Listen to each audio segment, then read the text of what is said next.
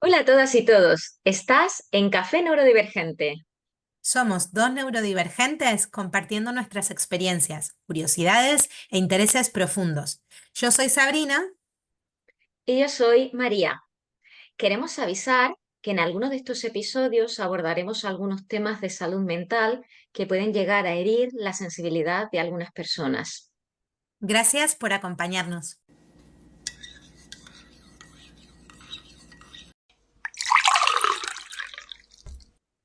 Hola, buenas a todos y a todas. Bienvenidos a un nuevo episodio de Café Neurodivergente, el episodio número 4, si no me equivoco. Hola María, ¿cómo estás?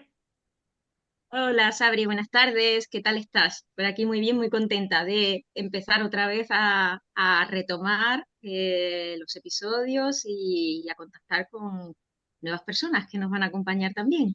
Desde luego. Y aquí estamos con nuestra bebida. Yo hoy traigo mi bebida que me ata a mi origen, el mate. ¿Cuál traes tú, María, Maravilloso. hoy?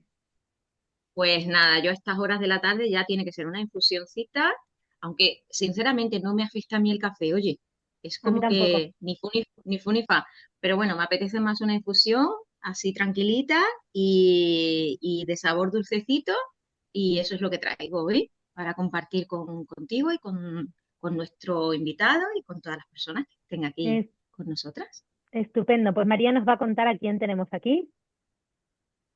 Bueno, pues hoy traemos a un invitado muy especial. El doctor Julio Rodríguez Araoz es médico, psiquiatra y al mismo tiempo neurodivergente. Se desempeña como director médico de Neurodiversa y es cofundador de Universotea y la Fundación Neurodiversa. A lo largo de su carrera ha trabajado en la intersección de la neurodivergencia y la salud mental, abordando temas como el autismo y el TDAH. Bienvenido. ¿Qué tal estás, Julio? Buenas tardes. ¿Cómo estás, María? ¿Cómo estás, Sabrina? Un gusto, buenas tardes. Nosotros también acá en Argentina ya estamos pasado el mediodía, así que de 10. Contento de estar hoy con ustedes y de compartir este espacio, agradecido de la invitación y que podamos charlar sobre, bueno, la temática que nos convoca hoy y que sea un espacio de distensión y de aprendizaje para todos. Muchas gracias. ¿Qué estás tomando tú hoy para acompañarnos esta tarde? Y hoy estoy tomando mate con un toquecito de café, Oh, que la verdad es que necesita ese plus, ese extra, como para continuar la jornada. Hoy tengo una jornada larga, así que me va a venir bastante bien. Y la verdad es que el mate con el café tiene ese extra que es necesario, así que disfrutándolo también en esta reunión con ustedes. muy bien, muchas gracias. Bueno, agradecidas, muy agradecidas a que hayas aceptado la oportunidad, nuestra oportunidad de tenerte aquí, ¿no? Y la ocasión de poder conversar contigo, de sacar este hueco en tu agenda que está tan apretada. Y bueno, nos gustaría que antes de empezar nosotras a indagar y a sacar temas y tal, si quieres, cuéntanos un poquito sobre ti, alguna cosa que quieras comentarle también a la audiencia, alguna curiosidad, lo que tú quieras. Bueno, contarles más que nada, yo siempre me gusta contar el por qué me dedico a esto, que es una explicación de vida. Nosotros ya hace muchos años, con Silvia, mi esposa, eh, habíamos empezado a ver algunas características en nuestra hija que nos llamaban la atención y empezamos a hacer consultas y con pediatras, con profesionales especializados en el tema.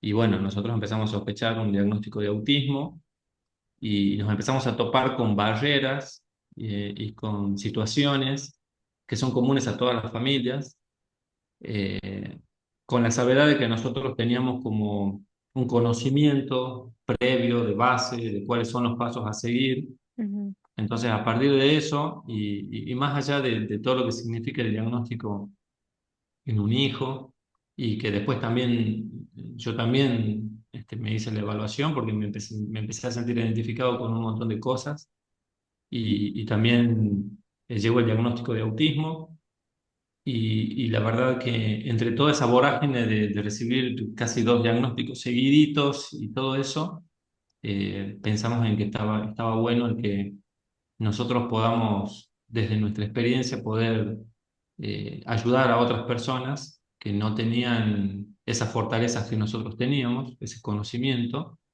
y ahí empezamos a ayudar a las familias a llegar al diagnóstico, a atravesar el diagnóstico, la estimulación temprana, los primeros años. Y Ujú. así nació Universo TEA, que es como un macro proyecto que empezó con una pequeña página de Facebook y que hoy tenemos como 35.000 seguidores. Y bueno, empezamos a trabajar, ella es odontopediatra, y juntos nos empezamos a dedicar a esto, a dar charlas, capacitaciones a docentes, a profesionales, a padres, Ujú. brindar toda la ayuda que sea posible, asesorías. Y hoy por hoy, bueno, tenemos acá en Tucumán, en Argentina. Tucumán es una provincia que está al norte de Argentina, y nosotros vivimos acá en San Miguel de Tucumán. Y tenemos un centro de diagnóstico de neurodivergencias que se llama Neurodiversa, y desde hace 2 años, como para dar un marco legal y correcto a muchas de las actividades que nosotros hacíamos, es que pudimos fundar la Fundación Neurodiversa. Y bueno, a través de eso nosotros ayudamos mucho en lo que es la accesibilidad. Accesibilidad a los profesionales, al diagnóstico temprano, a las estrategias también tempranas y adecuadas. Así que siempre nosotros creemos que con eso cambiamos pronósticos, cambiamos vidas. Así que así empezó todo esto. Entonces por ahí me conocen no tanto por lo médico, sino también por toda la actividad que realizamos en conjunto. Completamente. Wow. Qué trabajazo y qué bonito lo que están haciendo y qué importante. Sí, y nos queda un montón de camino por recorrer, y siempre somos conscientes de que tenemos que seguir aprendiendo, y siempre sabemos de que tenemos que seguir ayudando. Lo vemos como nuestra misión, como nuestro objetivo. Acompañamos a nuestra hija, acompañamos a nuestra familia, y consideramos que también tenemos que acompañar a otros en este camino. Entonces, la verdad que estamos muy abocados a esto, contentos. Hay veces que también nos entristecemos. La verdad que la realidad, ustedes sabrán, es difícil, y a ver, son la misma problemática que se repite en todos lados, ¿no? Mm. La dificultad en la accesibilidad a los diagnósticos, adolescentes y adultos autistas que no llegan al diagnóstico de manera adecuada. Hay mucho sufrimiento detrás de todo esto. Es una tarea muy noble, pero lo que nosotros buscamos es mitigar esto, ¿no? Ayudar a eso, ¿no? Al sufrimiento de la persona neurodivergente, al sufrimiento de la familia. Así que tratamos de ayudar en todo lo que eso eh, nos permita, ¿no? Así que bueno, a full con eso, y que ojalá que podamos seguir ayudando a muchas personas más. Ojalá, Desde seguro. luego es una labor noble y tienen que estar bastante satisfechos de lo que ya han construido. Así es que desde aquí sí que os felicitamos porque llegar a construir juntos en familia, no solo entender desde, bueno, desde lo que es el entorno familiar, lo que significa y dar un buen apoyo a las necesidades individuales y Mm. colectivas bueno, de la comunidad neurodivergente y de los miembros de la familia neurodivergente, sino poder aportar a la comunidad ya es, ¿no? Es para sentirse orgulloso. Gracias, María, por tus palabras. Nosotros sabemos que somos muy agradecidos, nos percibimos muy agradecidos. Eh, Tenemos la oportunidad de ayudar a muchas personas, y lo hacemos. Entonces somos agradecidos de que nos permitan ayudar, de poder ayudar y de poder transmitir esto. Nos sentimos en una posición privilegiada, y la verdad que queremos seguir ayudando a muchas personas. Así que bueno, hasta que digamos basta. Y Julio, te quería preguntar, aunque bueno, ya nos contaste un poquito sobre esto, como profesional de la salud, el tema de la neurodivergencia y tu propia neurodivergencia, ¿cómo ha influido en tu práctica médica? En mi práctica médica ha influido de una manera, creo, muy trascendental. Ujú. Eh, Yo, por ejemplo, de niño, a ver, era un niño muy callado, retraído, con desafíos sociocomunicativos, digamos, dentro de lo esperado, digamos, para una persona en el espectro. Y percibo dos situaciones muy puntuales en mi vida. La primera es una docente de primaria que decide a mí darme un papel en una obra de teatro como Ujú, presentador de la obra de teatro. Y la verdad que el hecho de ser parte de la obra, pero no ser uno de los actores, me benefició en cuanto a mis habilidades sociales y yo creo que ahí empieza mucho de ciertas facilidades para la oratoria en el sentido de esto, ¿no? De quizás una charla en público, una capacitación donde por ahí muchas veces me han dicho, hey, pero no pareces autista porque mira cómo das una charla sobre... Sí, bueno, pero esto es una habilidad adquirida con mucho esfuerzo durante muchos años, lo cual no significa que yo no sienta ansiedad en esta interacción con ustedes, inclusive en este mismo momento. Eh, entonces eso como que marca mi vida y después, bueno, acá a la hora de nosotros ingresar a la Facultad de Medicina, había un examen de ingreso, la situación económica en ese momento, año 2000, 2001, una crisis tremenda en Argentina, ujú, a ver, no teníamos con mi familia los recursos económicos como para afrontar la preparación para ese examen ujú, y decidí prepararme solo. Y creo que gracias a la tenacidad, la cierta inflexibilidad ante este interés profundo mío desde los 4 años, que es la medicina, hicieron que me prepare solo. Un amigo me pasaba apuntes, me pasaba toda la documentación y yo estudiaba y tuve la suerte de ingresar en el primer examen. ujú. Entonces, creo que desde ahí el autismo también va de la mano de la medicina desde que yo tengo uso de razón, ¿no? Desde mis recuerdos más antiguos. Y creo que eso sí ha marcado la forma de trabajar.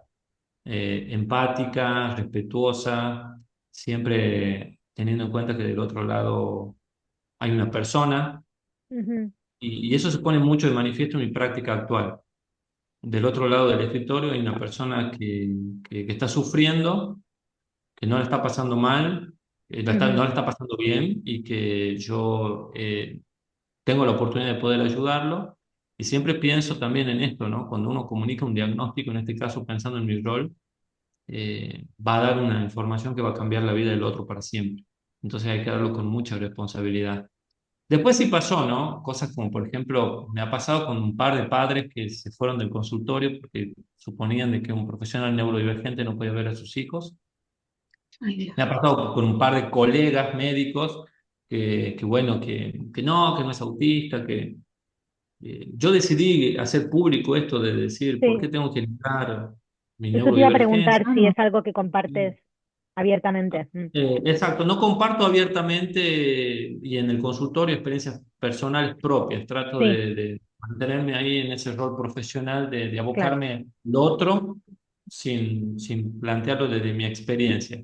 Ujú, Eh, pero sí me ha pasado de decir, bueno, a ver, yo quiero que mi hija se sienta bien consigo misma y que piense y que tenga la noción de que su neurodivergencia no la hace ni inferior, no la hace anormal, mm, no la sitúa en una posición diferente en un sentido peyorativo, malo o negativista o lo que sea.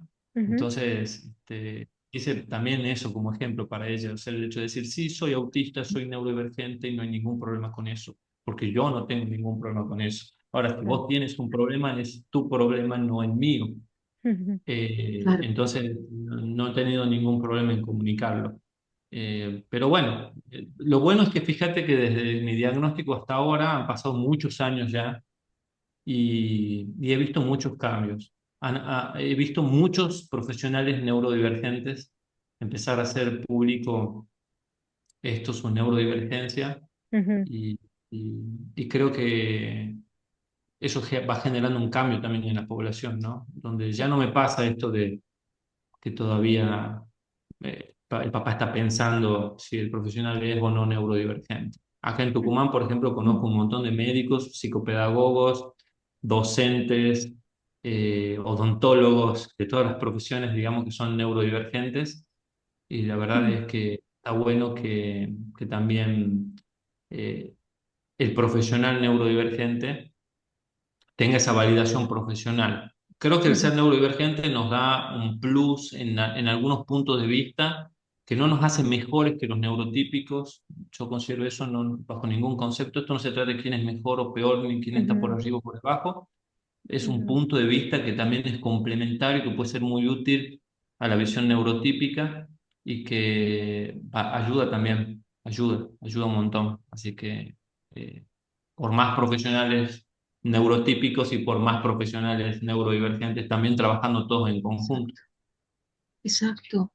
Me gustó mucho, Julio, que, bueno, que refirieras esos dos detalles relacionados con tu historia de vida que tienen que ver con el ser autista, cómo es esa inflexibilidad que tanto se nos atribuye, pero de manera como peyorativa.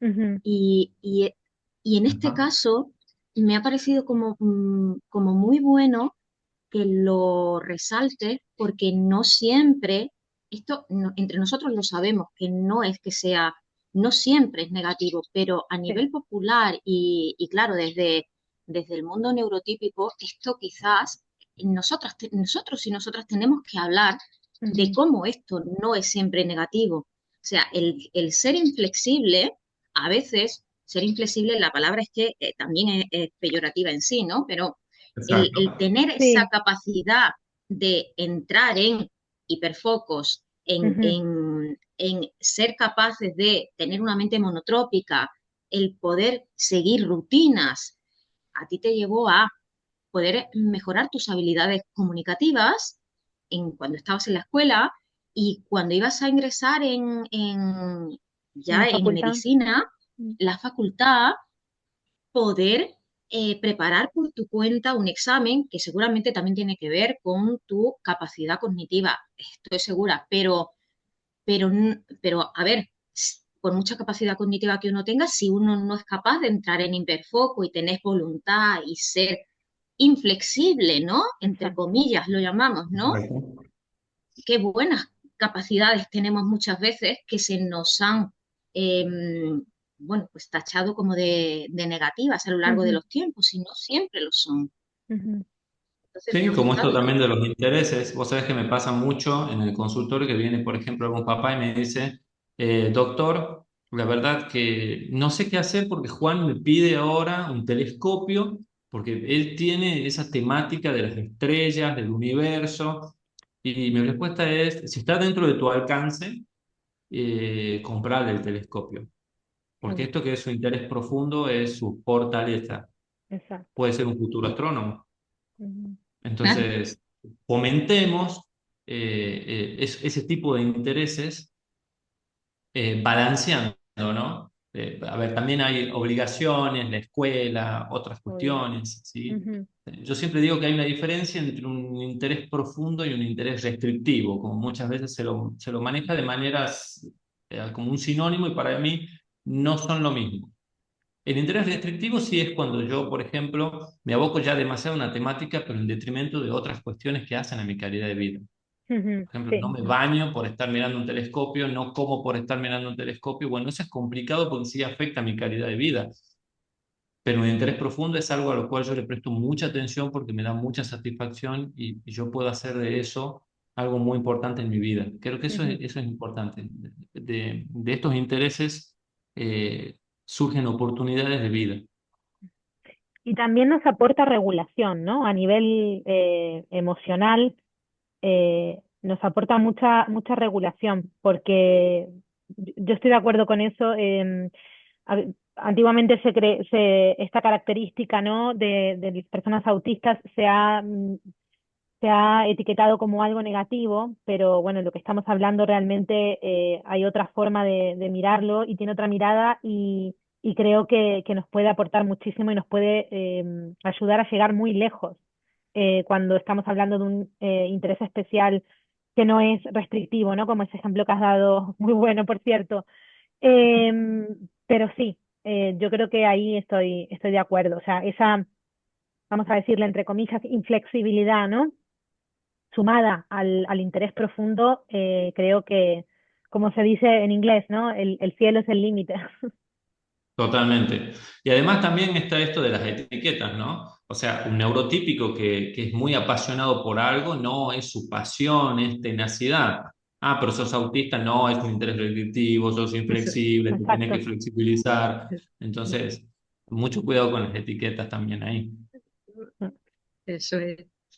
Julio, nos hemos metido en nuestros temas de interés y ahora ya es cuando empezamos a adentrarnos en la temática de la entrevista. Yo recién me di cuenta porque miré la pregunta y dije, pero la entrevista iba de otra cosa.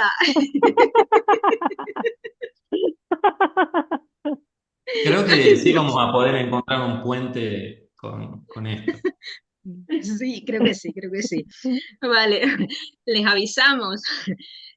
Nuestra entrevista con el doctor Julio hoy estaba enfocada para hablar de la relación entre las neurodivergencias y las adicciones. ¡Wow! Noticia, a ver cómo enlazamos todo, todo esto. Bien. Vale, voy a tratar de hacer la pregunta introductoria y vamos a intentarlo. Bien, Bien. desde tu perspectiva, ¿cómo se manifiestan las adicciones en personas neurodivergentes? Si es que hay diferencias en comparación con la población neurotípica y según tu experiencia, tus conocimientos, ¿qué nos puedes decir, Julio? Primero me parece que está bueno definir la adicción o la conducta adictiva, ¿no? Ujú, Entiéndase como la búsqueda constante de un estímulo, puede ser el consumo de sustancias, o sea, adicción no es necesariamente una sustancia, puede ser, ujú, como le digo, la búsqueda de un estímulo en un sentido de recompensa, el consumo de una sustancia o el realizar determinadas actividades que pueden tener un carácter repetitivo, pero que se caracterizan por generar, digamos, consecuencias en la persona y en el entorno, en el cual no se tiene noción de esas consecuencias, que son consecuencias, digamos, no positivas, ujú. y que por sobre todas las cosas van a comprometer la calidad de vida y la salud. Y ahí está el puente con los comportamientos repetitivos, porque una adicción también tiene un patrón repetitivo. La Exacto. diferencia es el impacto en la calidad de vida y en la salud. Ahí está el punto. Y por ahí pensar que, en general, las adicciones o las conductas adictivas van a buscar disminuir un malestar, tiene que ver con la regulación, con la búsqueda de un estímulo, o sea, tiene que ver con la recompensa, Ujú, y también puede tener que ver con lo sensorial, ¿sí? Eh, y también puede tener que ver quizás con un dolor físico, ¿sí? Entonces, son muchas las posibilidades o los factores que influyen en esta adicción. Ahora, en la población neurodivergente sí va a tener algunas características particulares, porque hay numerosos estudios que demuestran que en las personas neurodivergentes la adicción, la conducta adictiva, es mucho más frecuente, ¿sí? Hay una mayor predisposición a este tipo de conductas ujú, donde generalmente incluyen, vamos a tener en cuenta el sistema de recompensa y necesidad de ese estímulo, la recompensa que genera ese estímulo que se busca, la necesidad de autorregulación. Autorregulación no es tan solo yo me calmo, porque, a ver, seamos sinceros como autistas, en una situación de desregulación muchas veces no me puedo calmar solo. Entonces, no, porque muchas veces es como autorregulación y es como una palmadita, como decir, calmate. No, no. no, autorregulación también tiene que ver con el poder identificar qué es lo que me hace bien en ese momento y qué es lo que no me hace bien en ese momento. Y en una situación de desregulación, mi juicio como capacidad de dirigir mis actos va a estar influido por esa emoción. Entonces cuesta regularse. Entonces a veces uno recurre a una corregulación externa, que puede ser cuando alguien te ayuda o cuando consumes un fármaco en exceso o una sustancia. o vas y buscas algún tipo de actividad que sabes que es nociva, que te hace mal, pero que te ayuda a reducir la ansiedad. Es muy importante tener en cuenta que también son más frecuentes las conductas adictivas en las neurodivergencias por la presencia de concurrencias importantes en lo que tiene que ver con la ansiedad y el humor. Claro. Son muy frecuentes los trastornos de ansiedad, los trastornos Ujú. depresivos, es muy frecuente los trastornos de la personalidad, y son muy frecuentes los trastornos bipolares. Hay algunas particularidades que me parece importante, como pensar, por ejemplo, las personas autistas generalmente recurren más o al consumo de sustancias o a la adicción por las nuevas tecnologías, como búsqueda de disminuir la ansiedad ante los desafíos del entorno. Ujú. En cambio, por ejemplo, en las personas con atención divergente, o sea, con TDAH, hay una búsqueda por una cuestión de recompensa y de dificultad en el freno inhibitorio, hay una búsqueda activa de determinado impulso. Entonces, como que el Ujú. mecanismo es un poco más diferente. No es tajante, no es absoluto, sino que es predominante. Los Ujú. autistas más tienen conductas adictivas para disminuir ansiedad. Las personas digamos, con atención divergente, el mecanismo más tiene que ver con esto de la búsqueda de la experiencia, de la recompensa. De la ¿Sí? necesidad de dopamina, ¿no? Exacto. También. Ujú. Y también fíjate que me ha pasado con hablar con muchos pacientes y muchos han tenido, digamos, comportamientos problemáticos con adicciones. Ujú. Y, y yo te podría decir que el autista recurre a la adicción para poder soportar el mundo. Sí. Es muy importante eso.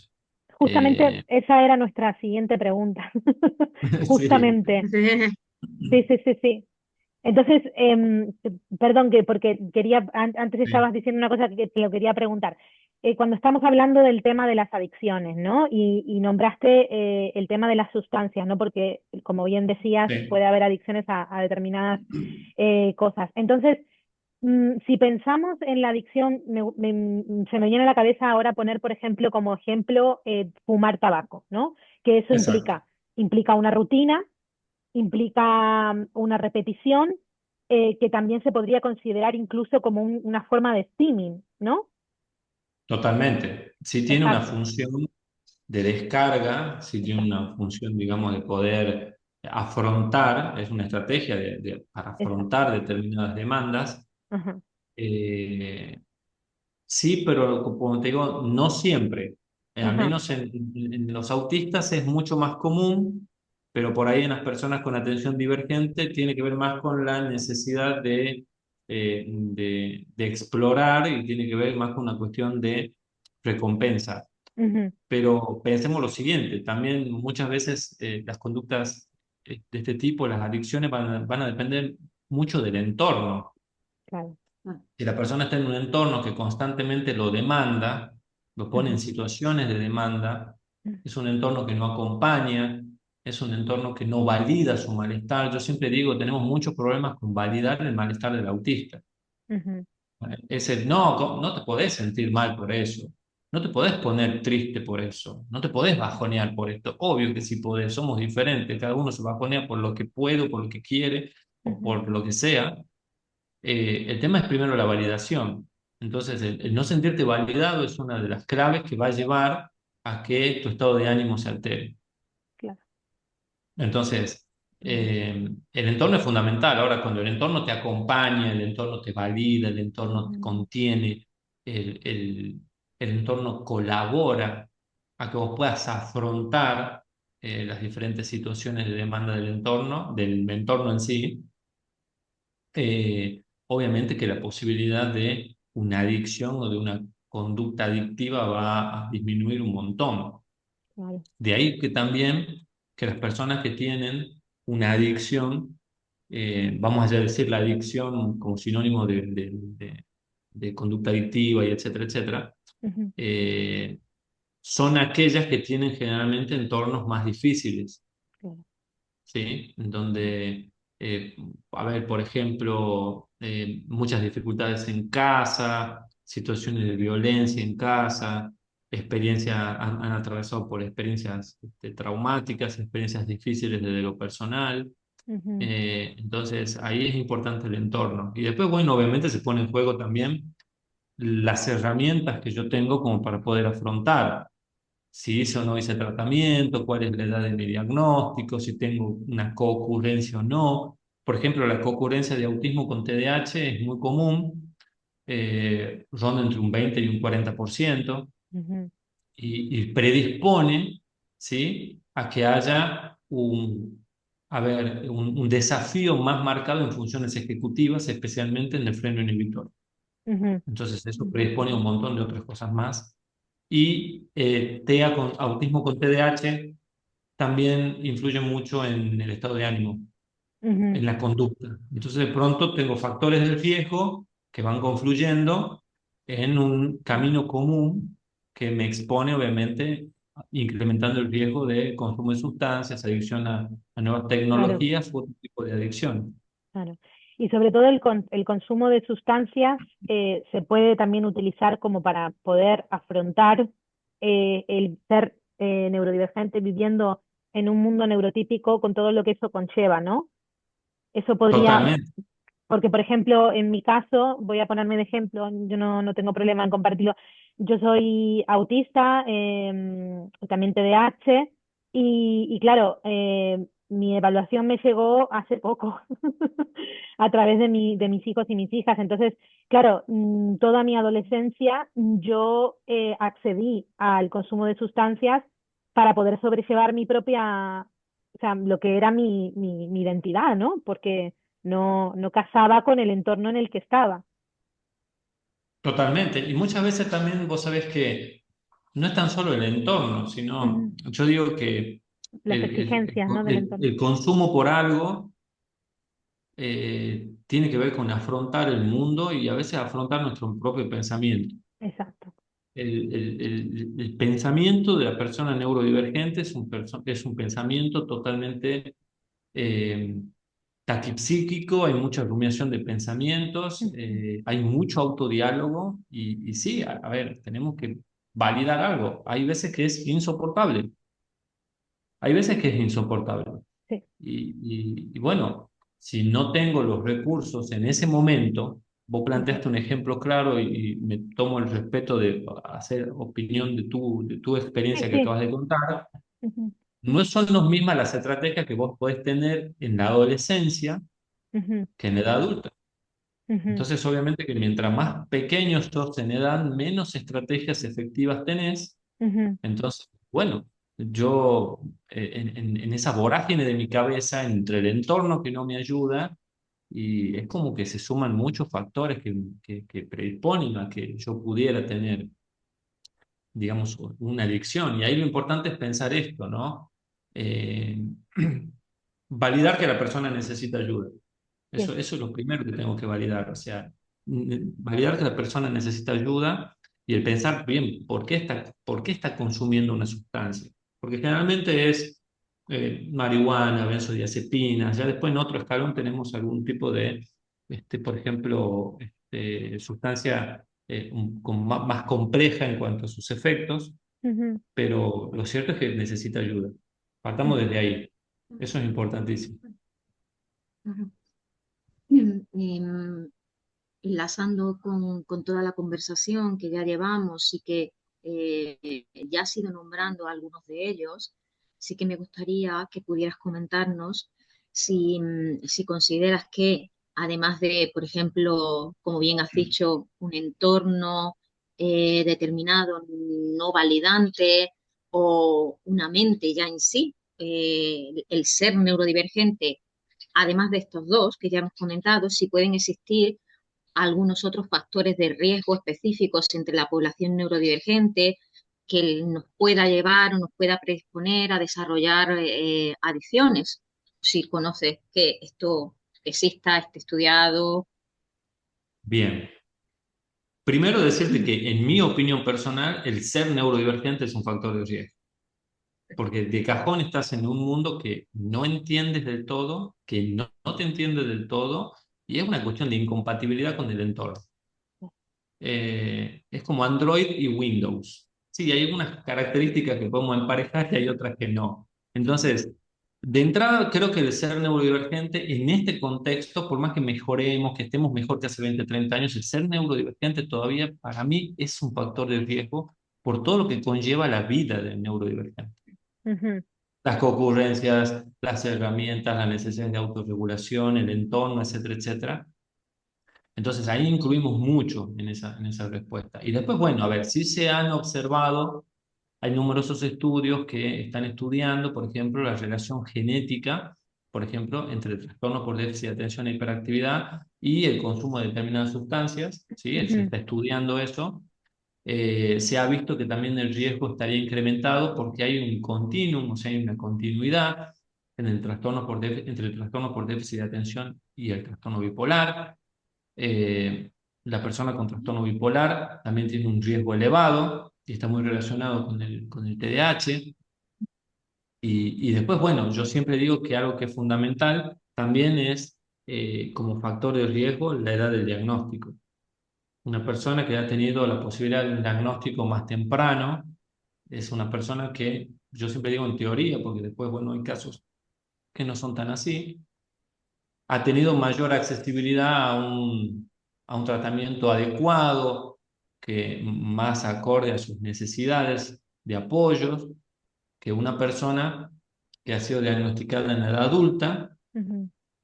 donde las herramientas muchas veces son eh, aprendidas, como decimos nosotros acá en Argentina, los ponchazos sobre, o sea, como pudiste, desarrollaste estrategias para afrontar el entorno, que a veces han sido útiles, a veces no, a veces han sido útiles durante un tiempo, pero que no te sirven a largo plazo.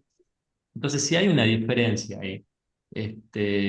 Y creo que también es importante también el hecho de, en mi opinión personal, los diagnósticos erróneos, especialmente en las mujeres. Ujú, Porque, a ver, eh, en muchas mujeres que he podido, mujeres autistas que hemos podido evaluar, las que han tenido diagnósticos erróneos son las que más alteraciones en su estado de ánimo han tenido, porque hay mucha etiqueta con respecto tempranamente han sido etiquetadas como bipolares, límites. Eso condiciona mucho. La mujer autista que tiene, supongamos, 30, 35 años y llega a un diagnóstico, llega con un alivio, pero con todo un sufrimiento en sus espaldas, donde también ha pasado por muchas de estas cuestiones que tienen que ver con el consumo de sustancias. ujú, Entonces, por eso yo creo que es fundamental como factor protector, ya no hablemos de factores de riesgo, hablemos de factores protectores, el seguir promoviendo, digamos, los diagnósticos oportunos, la formación profesional en las diferentes etapas de la vida, profesionales que sepan de autismo en mujeres y en varones, y obviamente en todas las neurodivergencias, porque las dificultades que vemos con los profesionales formados en autismo son las mismas que se ven con los profesionales formados en las otras neurodivergencias. O sea, sí, no tenés profesionales formados en mujeres, ujú, por ejemplo, con claro, TDAH. Es lo mismo que pasa con el autismo. Hay mucha ujú, formación en niños, en niños y adolescentes varones, y ya empezamos después a decaer en cuanto a la cantidad de profesionales. ujú, Y después, bueno, como digo siempre, el entorno. Hay que apoyar a las familias, hay que dar estrategias a la familia. La familia siempre cumple un rol fundamental. Hay familias que apoyan más, hay familias que apoyan menos, pero siempre trabajar desde lo profesional en esto, ¿no? Lo que se llaman estrategias mediadas por padres también y psicoeducación. Qué bueno. Eh, conforme venías explicando, me iban viniendo a la cabeza mi mi primer contacto laboral con el mundo laboral, recién terminada mi carrera como psicóloga, fue en adicciones y estuve muchos años dedicada. Yo tengo un patrón que es, me dedico muchísimo tiempo a algo, lo fundo y cuando ya lo fundo se terminó y ya pasó a otra historia. Pero estuve como muchos años, como, pues no sé, quizá como 8 o 9 años dedicada solamente a tratar adicciones en equipo multidisciplinar, en un hospital de día, y me venía a la cabeza, ya lo cerré. Entonces, claro, hace mucho tiempo ya que no estoy actualizada, digamos, por eso no estoy puesta al día, pero sí que me venía a la cabeza cuando hablabas que en aquella época teníamos muchos ingresos de hombres, sobre todo hombres de mediana edad, jóvenes, mediana edad, con unas adicciones muy fuertes a sustancias con efectos serios importantes, ¿no? Con diagnósticos de TDAH y mujeres con las mismas conductas con diagnósticos de TLP. Es curioso, ¿no? Sí. Es curioso, es curioso esto. Ujú, Entonces me parece como muy interesante esto de el tipo de diagnóstico, el prototipo, que igual esto ya digo, han pasado muchos años, igual ya hay muchísima más especialización en cuanto a dar con el tino, ¿no? De dónde está la historia del neurotipo de la persona, ¿no? Pero en aquel momento, bueno, pues era así, ¿no? Era, las mujeres son las límites y los hombres son los hiperactivos. Pero oiga, qué curioso esto. Exacto, exacto. Tenemos que trabajar todavía en muchos sesgos que hay. ujú, Hay mucho, la evaluación está muy sesgada, ¿sí? Todavía sigue estando muy sesgada por un montón de factores. El sexo, las escalas que aplico, el no contemplar los aspectos longitudinales. O sea, muchas veces en el diagnóstico en base a lo que estoy viendo hoy, pero nunca le pregunté sobre la niñez y la adolescencia. Eh, Creo que necesitamos todavía trabajar mucho más en eso, ¿no? En la visión clínica.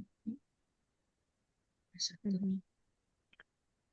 Bueno, vamos pasando a la siguiente pregunta, Sí. que realmente nos gustaría saber tu opinión como profesional de la salud. ¿Qué estrategias o enfoques terapéuticos consideras tú a nivel personal más efectivos para abordar las adicciones en las personas neurodivergentes? Yo creo que la primera estrategia es el crear un espacio donde uno puede escuchar a la persona y hacerle saber que está todo bien. Validamos lo que siente, validamos su malestar, Ujú, queremos verlo bien y favorecer eso, una buena transferencia como para que la persona, el paciente, sea la primera estrategia. El hecho de saber que la persona sepa que no está sola, que cuenta con nosotros, que podemos acompañarla y eso permite de parte del paciente una apertura diferente a poder sincerarse y contar bien todos sus desafíos para que uno pueda ayudar de manera específica. ujú, De ahí el tratamiento, digamos, va a depender de cada persona.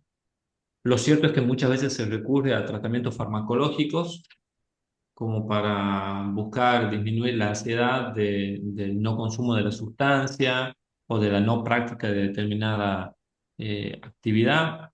ujú, Hay que ser muy cuidadoso con los fármacos. Los fármacos también tienen efectos adversos. Los efectos adversos generan también un malestar. Y, y hay veces que me ha pasado en algunos casos que el malestar es lo suficientemente grande como para que el paciente abandone el tratamiento. mm, Otra estrategia que me parece importante es el hecho de pensar con el paciente si se encuentra en condiciones de hacer una supresión total, una reducción de daño, porque ahí, a ver, estos son conceptos que se vinieron manejando mucho desde el punto de vista del consumo de sustancias, por ejemplo, supresión total es no consumo más, ujú, reducción de daño, empiezo a consumir menos, ¿sí? Lo cierto ujú, es que, a ver, hay muchos estudios y muchas experiencias que en algunas personas funciona algún tipo de estrategia y en otra funciona otra. La otra estrategia es ir a por qué consumen. Quizás hay un trastorno depresivo mayor, hay un trastorno de ansiedad, hay una dificultad en la casa, ¿sí? Por ejemplo, hay una situación de violencia en la casa. Y vos podés dar todo el tratamiento farmacológico que quieras, o puedes hacer todo el acompañamiento que quieras, pero mientras no se resuelva esa situación, o al menos donde vos saques a la persona de esa situación de violencia, va a seguir expuesto a ese factor estresor que es el que desencadena el consumo. La persona está encontrando en ese consumo, por ejemplo, el escape ante una situación durísima en su hogar. Entonces, es claro, importante que hagamos eso también, ¿no? Un enfoque familiar, social, tener en cuenta qué es lo que está sucediendo también en la casa.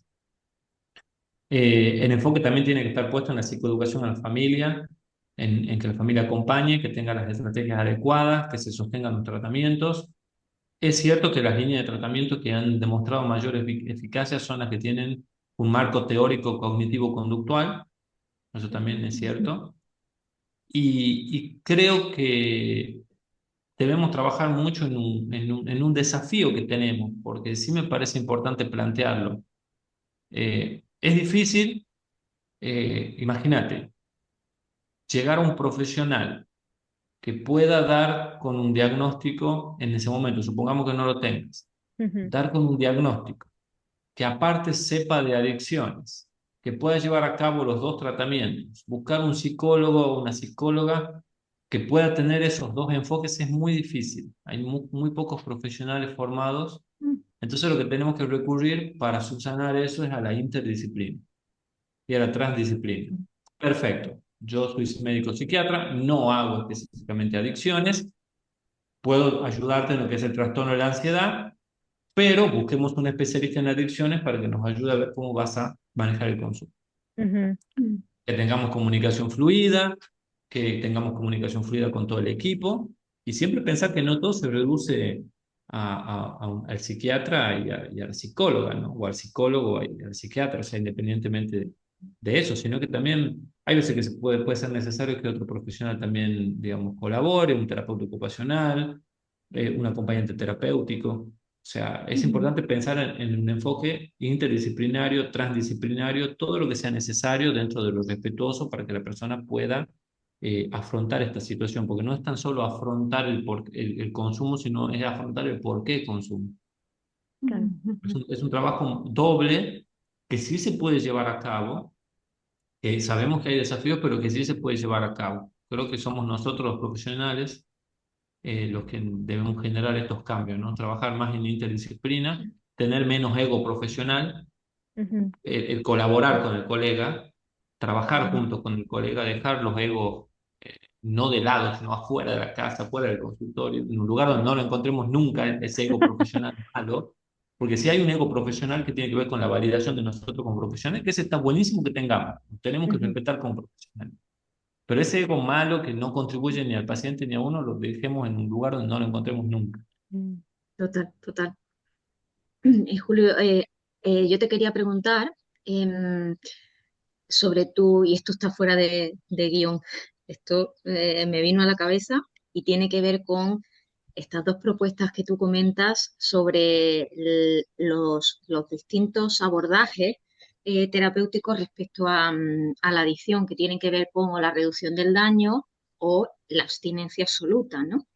Em, Mi pregunta es, ¿tú consideras que la reducción del daño podría ser sostenible para una persona que ya es adicta, no es abusadora, sino adicta, sostenible a largo plazo y no convertirse en, bueno, finalmente ya sea, hacerse una bola más grande? No sé si me estoy explicando porque como no la tengo Sí, programada te y voy me vino a la entendiendo. cabeza, Sí.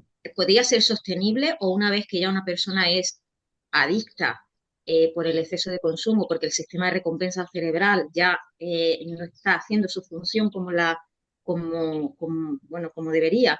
Entonces ya no hay capacidad de hacer un control inhibitorio ahí. Bueno, no sé si yo me estoy llegando a explicar bien, porque a nivel de neurobiología también fallo un poquito, pero no sé si mi pregunta está bien o Entiendo. la reformulo. Yo lo que entiendo es que vos me preguntas si es que una estrategia de reducción de daño es más efectiva que la de supresión total. Nosotros trabajábamos en adicciones con la supresión total, porque al menos en aquel momento se consideraba que cuando ya un cerebro se ha hecho adicto, ha habido un fallo, entre comillas, en el sistema de recompensa cerebral, con ujú, lo cual si uno vuelve a introducir la sustancia, el fallo vuelve a reproducirse y el sistema no funciona bien y va a seguir pidiendo más y más y más, y entonces esa es un poco la pregunta. Sí, sí, sí. A ver, una adicción, conducta adictiva, consumo de sustancias, lo que sea, genera cambios en los circuitos cerebrales. Eso es una realidad. Hay cambios neuroplásticos en los circuitos cerebrales. Entonces, en esos cambios, en esos circuitos, el circuito, ¿sí? para sostener un bienestar o para evitar un malestar, Ujú, necesita de esa sustancia o conducta. Entonces el circuito lo va a seguir pidiendo. Entonces ese circuito, al seguir pedirlo, el sistema de la recompensa va a estar ávido por eso.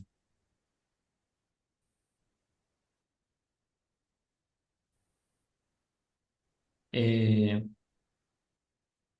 Muchas veces las estrategias, porque siempre va a ir asociado otro factor más que el freno inhibitorio. El freno inhibitorio es el que tiene que frenar el circuito de la recompensa. Claro. Y cuando yo no tengo un freno inhibitorio adecuado y el sistema de la recompensa está a full, y va a ser muy complicado. Y también, a ver, yo en mi experiencia con pacientes que han tenido situaciones de consumo, han consumido sustancias, lo que mejor ha dado resultados es la supresión total. ¿Sí? Ha dado mejores resultados con todo el acompañamiento necesario, ¿no? ujú, Farmacológico, psicoterapéutico, familiar, ha tenido muchos mejores resultados que la supresión de daño. Y muchas veces también implica el reevaluar algo que es muy importante, que yo llamo el entorno visible y el entorno invisible. Porque en la persona que tiene un consumo de sustancias, a veces cuando, digamos, vos tenés un entorno visible, vos decís, bueno, los amigos de esta persona son estos, los primos son estos, pero después vos tenés un entorno invisible, ujú, que son aquellas personas con las que se frecuenta, que también consumen, que también venden y que no sabes quiénes son, no sabes cómo se llaman, no sabes cómo ujú, los contacta. Entonces, hay que trabajar en eso, en aislarlo de ese entorno invisible que es el facilitador del consumo. Eso es una realidad, es un facilitador del consumo. Y como te vuelvo a repetir, yo paralelamente a hacer todas esas medidas, tengo que ver qué es lo que ha pasado para que esta persona recurra a esta conducta, para buscar un bienestar o para evitar un malestar. Ujú, ujú. Entonces, tiene que ir los tratamientos de la mano, entonces con más razón necesito de la interdisciplina. claro. Totalmente, muchas gracias también por responder así a una pregunta sin previa anticipación. No, está Así bien. que gracias. Nuestra siguiente pregunta ya está previamente contestada, Ujú, pero por si acaso, ¿no? La hago así de manera rápida, pero creo que ya contestaste todo ampliamente, ¿no? Y era un poco que si crees que podría influir el diagnóstico o la identificación temprana de una condición neurodivergente en la prevención de posibles adicciones futuras. Creo que ya lo comentaste, pero bueno. Sí, sí, sí, la podemos reafirmar diciendo sí, absolutamente, el diagnóstico temprano, oportuno, ujú, eh, disminuye muchos riesgos. En general, ¿no? Disminuye muchos riesgos. Eh, También considero que de la mano por ejemplo, les cuento la experiencia en Argentina. En ujú, Argentina se han creado numerosos servicios para eh, asistir a aquellos chicos, porque la mayoría son adolescentes y adultos jóvenes, entonces me voy a referir a chicos, pero solamente por este ejemplo, ujú, a asistir a muchos chicos que tienen consumo problemático de sustancias y se han creado numerosos servicios, políticas, prevención, trabajo en terreno, que es cuando vamos a los lugares más vulnerables,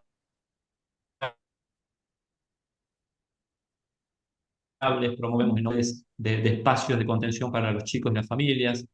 ujú, Pero coincido con esto porque yo estuve a cargo de un servicio juvenil en un lugar privado acá en Argentina y me pasaba que, coincido con vos en esto, María, todas las chicas eran límite y los chicos eran en un 95% chicos que cumplían criterios para un trastorno por déficit de atención e hiperactividad y había una proporción muy baja de chicos con diagnóstico de psicosis, donde el consumo se daba para mitigar los fenómenos alucinatorios. O sea, consumían mm, como para bajar las alucinaciones. ujú, Entonces, pero no había un acompañamiento a este servicio de los profesionales especializados en TDAH, los profesionales especializados en trastorno límite. O sea, hacemos solamente un trabajo sobre la adicción y eso genera que la adicción vuelva. Claro, Porque yo le puedo dar el claro, alta y si no solucione lo que pueda solucionar, ¿no? También tenemos que saber plantearnos que hay cosas que no se van a poder solucionar en el corto plazo, sino a largo plazo. Lo que no puede solucionar en el corto plazo de manera efectiva y va a ser un problema. Si no tejí las redes como para ayudar a esa persona, si no tejí las redes para un trabajo interdisciplinario con la familia, no tejí las redes de apoyo literales que se necesitan, y esto va a volver, Totalmente. y va a ser recurrente, y va a ser recurrente, y esto también va asociado a un montón de conductas mucho más problemáticas, que son la violencia en las casas, violencia de género, etcétera, etcétera, y las conductas delictivas. Ujú. ¿Sí? Entonces también tenemos que pensar en eso, ¿no? Hay consecuencias de las adicciones que ya entran dentro de un plano súper complejo, súper difícil, y que, bueno, también el trabajar como estamos hablando en este café que deberíamos trabajar, evitaría también un montón de esas conductas re difíciles. Claro. Buenísimo, buenísimo. Bueno, vamos pasando a la siguiente pregunta para no dilatarnos tanto, aunque podríamos hablar de esto por horas. Sí. Julio, en tu experiencia, ¿qué papel crees que juegan las terapias alternativas, como por ejemplo el uso de aceite de cannabis, en el tratamiento de condiciones neurodivergentes y su relación con las adicciones? No hay evidencia científica de que Ujú, ninguna de estas terapias alternativas tenga una eficacia que uno pueda decir que es lo suficientemente importante como para tener una recomendación de primera línea. ujú, Entonces, no voy a recomendar homeopatía, aromaterapia, aceite terapia y un montón de cosas de primera línea, ujú, de manera absoluta. Yo particularmente a mis pacientes les puedo decir, a ver, hagamos este tratamiento, que es el que yo te puedo decir que tiene evidencia científica. La medicina no es una ciencia exacta, uno más uno a veces no es dos. Entonces, yo te ofrezco un tratamiento que la evidencia dice que tiene muchas chances de que ande muy bien, pero no te puedo ujú, garantizar que va a andar al 100%. Hagamos la prueba y yo te voy a acompañar en esta prueba. Eso es fundamental. sí, Ahora, si vos querés ir, lo mismo homeopatía, querés hacer aromaterapia, hacelo paralelamente a esto, pero siempre que las terapias alternativas sean inocuas para la salud. claro. Eh, Nada que incluya dolor físico, nada que incluya tomar sustancias cáusticas, nada que signifique tomar lejía, nada que pueda ser nocivo para la salud. Entonces, Ujú, no recomendarlas de primera línea, bajo ningún concepto. Y con respecto al aceite de cannabis, eh, a ver, no hay experiencia en adicciones bajo ningún concepto. ujú, No hay experiencia en lo que es el CBD, el cannabidiol, digamos, en adicciones. Yo sí, siempre digo, cualquier tipo de intervención con cannabis tiene que ser cuando le ha agotado muchos recursos previos, porque está este concepto erróneo de la naturalidad del aceite de cannabis. Como ujú, viene de una planta, es natural. A ver, tiene un origen en una planta, etcétera, etcétera. Aún así, es una sustancia química que tiene un efecto en un sistema, en un circuito cerebral endógeno que es el sistema endocannabinoide. O sea, no es que el cannabis es algo natural y por ende no tiene un locus, o sea, no tiene un blanco en el cerebro. No, sí tiene un blanco, que es el sistema endocannabinoide. Y la agitación, la excitación o la estimulación del sistema endocannabinoide también tiene efectos perjudiciales. O sea, también tenemos que balancear eso. ujú, El aceite de cannabis también se puede asociar con arritmias, con dificultades neurológicas, con un montón de cosas. Y no nos olvidemos que muchas de las personas también consumen THC, que también uno tiene que manejarlo. Y por ahí la marihuana en sí también se ha visto que es un factor de riesgo para los episodios psicóticos agudos, que se ujú, llamaban antes brotes psicóticos. Son ahora episodios psicóticos agudos. Entonces es un factor de riesgo. sí, Puede desencadenar episodios psicóticos agudos, con todo lo que conlleva eso, ¿no? Internaciones a veces, conductas problemáticas.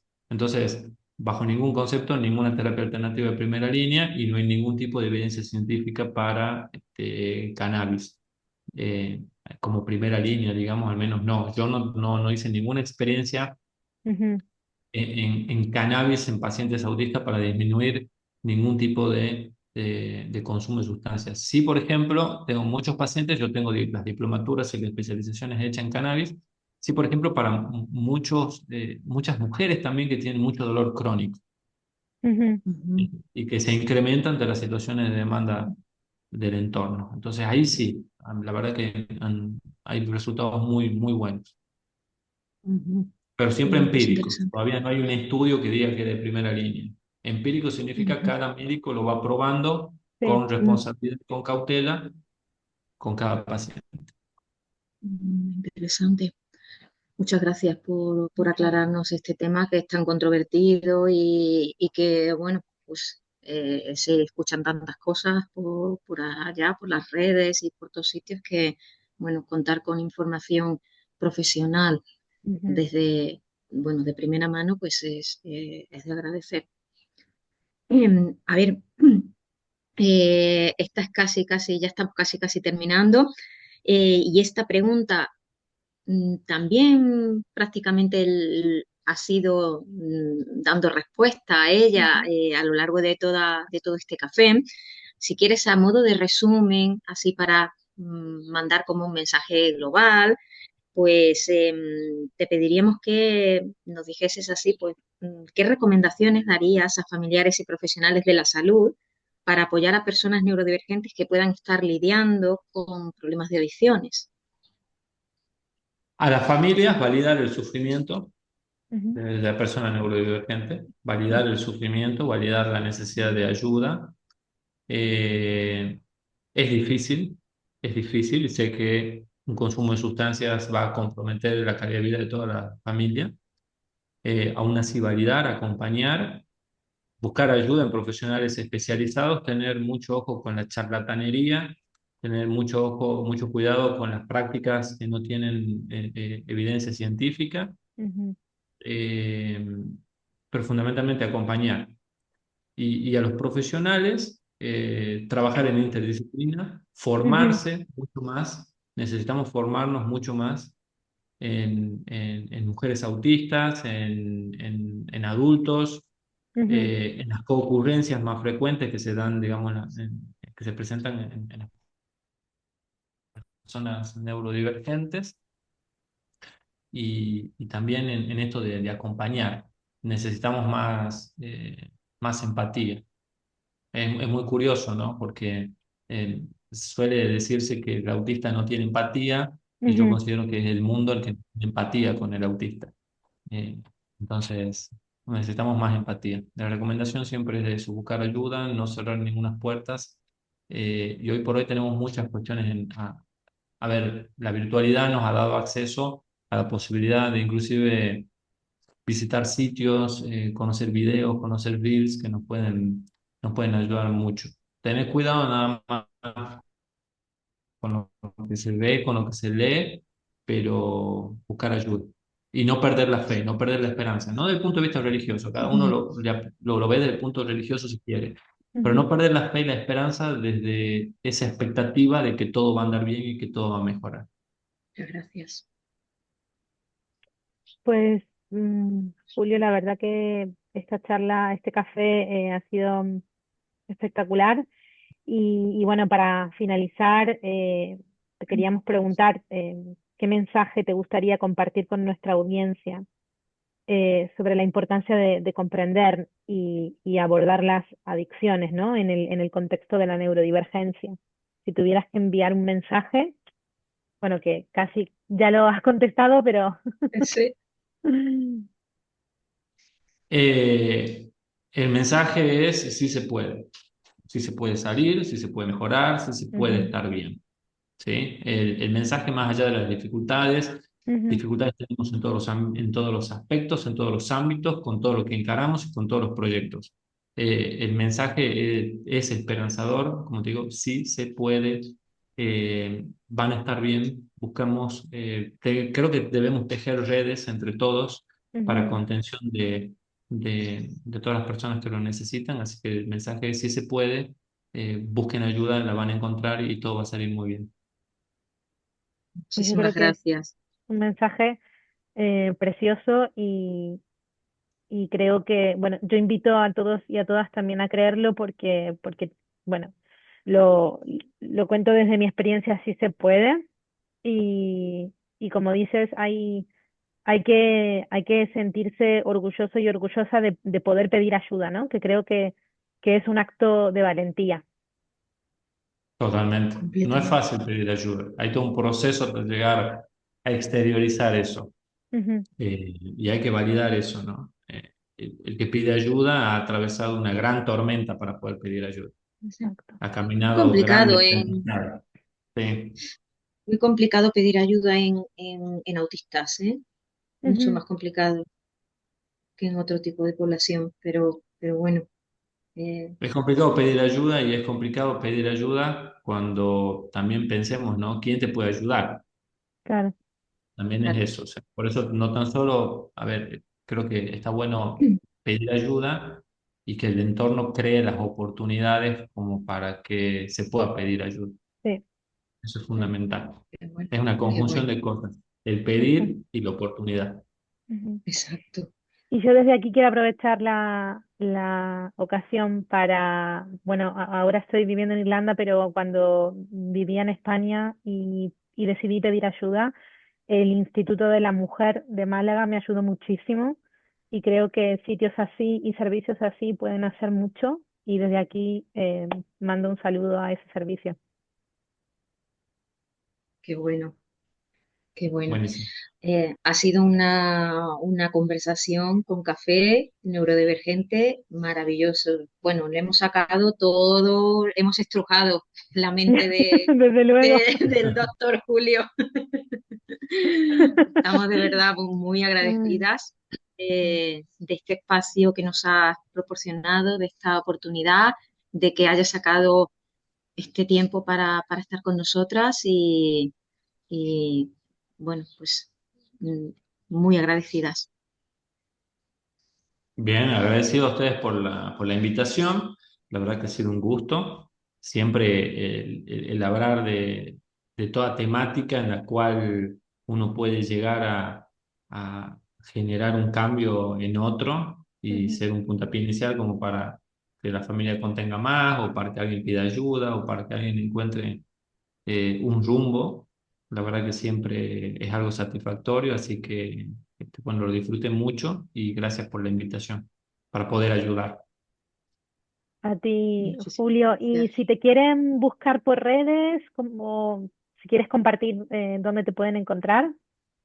En Instagram y en Facebook Ujú, pueden, digamos, buscar Universo TEA, Neurodiversa Centro, que es nuestro centro de diagnóstico acá en Tucumán, en Argentina, la Fundación Neurodiversa.